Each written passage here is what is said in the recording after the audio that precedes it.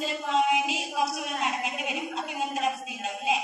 അപ്പോ നമ്മളിത് പ്രിവെന്റ് ചെയ്യാൻ വേണ്ടിയിട്ട് കുറച്ച് കാര്യങ്ങളെ കുറിച്ചിട്ടാണ് പറയാൻ പോകുന്നത്.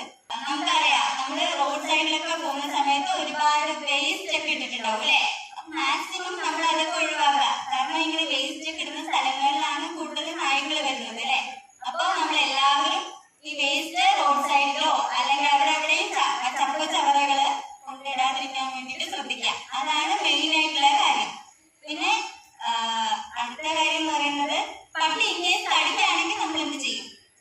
പട്ടി ഇൻകേസ് കടിക്കുകയാണെങ്കിൽ തന്നെ നമ്മളവിടെ സോപ്പും വെള്ളം യൂസ് ചെയ്ത് 15 മിനിറ്റ് സോപ്പും വെള്ളം യൂസ് ചെയ്ത് അവിടെ വാഷ് ചെയ്യണം. അല്ലാണ്ട് തന്നെ അത് കുഴപ്പമില്ലാന്ന് വിചാരിച്ച് ആരോടും പറയാതിരിക്കരുത്. തീർച്ചയായിട്ടും നമ്മുടെ അച്ഛനടുത്തോ അമ്മേടത്തോ ടീച്ചേഴ്സിനടുത്തോ ആർക്കെങ്കിലും ഇതിനെ കുറിച്ച് പറയുന്നുണ്ടാവണം. കാരണം ഇത് കടിച്ചിട്ട് വിട്ട് കഴിഞ്ഞാൽ 1 മാസം കഴിഞ്ഞിട്ട് അല്ലെങ്കിൽ കുറെ മാസങ്ങൾക്ക് ശേഷം അണുബാധ ഉണ്ടായി, അതായത് ഇത് വന്നു കഴിഞ്ഞാൽ പേവിഷബാധ, എൻസെഫലൈറ്റിസ്, അങ്ങനെ ഒരുപാട് അസുഖങ്ങൾ വരാൻ സാധ്യതയുണ്ട്. ഒരുപാട് മാരകമായിട്ടുള്ള അസുഖമാണ്.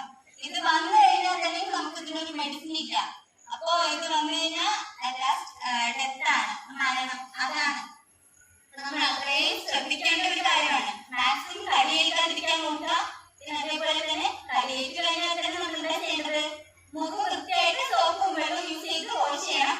പിന്നെ വിറ്റാമിൻ സൊല്യൂഷനോ അങ്ങനെ എന്തെങ്കിലും വെച്ചിട്ട് വാഷ് ചെയ്യാം. പിന്നെ അടുത്ത് എന്താ ചെയ്യേണ്ടത്? ഹോസ്പിറ്റലിൽ പോകണം. അപ്പൊ നമ്മളിപ്പോ നമ്മുടെ വീട്ടിലായാലും ആരെങ്കിലും ഇവര് കടിപ്പാണെങ്കിലും എന്തൊക്കെ പറഞ്ഞു വിടണം. അപ്പൊ അതൊക്കെ പറഞ്ഞു തരാൻ വേണ്ടിയാണ് വന്നിട്ടുള്ളത്.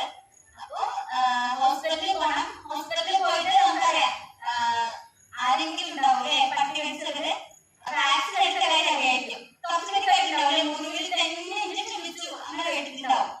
അപ്പോ ഇങ്ങനെയുണ്ട് ഇഞ്ചക്ഷൻ.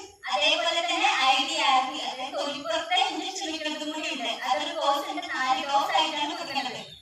ആ ഇഞ്ചക്ഷൻ ഉണ്ട്. അതേപോലെ തന്നെ ഇമ്മ്യൂണോഗ്ലോബിൻ അതുണ്ട്. അത് മുറിവിലാണ് വെക്കുന്നത്. അത് നമുക്ക് അറിയില്ലല്ലോ. അപ്പൊ അത് ഹോസ്പിറ്റലിൽ പോയിട്ട് അതിൽ കുറെ ടൈപ്സ് ഉണ്ട്. ചെറിയ രീതിയിലുള്ള മുറിവാണോ ആഴത്തിലുള്ള മുറിവാണോ എന്നുള്ള രീതിയൊക്കെ നോക്കിയിട്ടാണ് നമ്മൾ ഈ വാക്സിനേഷൻ ചെയ്യുന്നത്. അപ്പോ ആർക്കെങ്കിലും പട്ടി കടിക്കുകയാണെങ്കിൽ ഹോസ്പിറ്റലിൽ പോവുക, മാക്സിമം വാഷ് ചെയ്യാൻ നോക്കുക.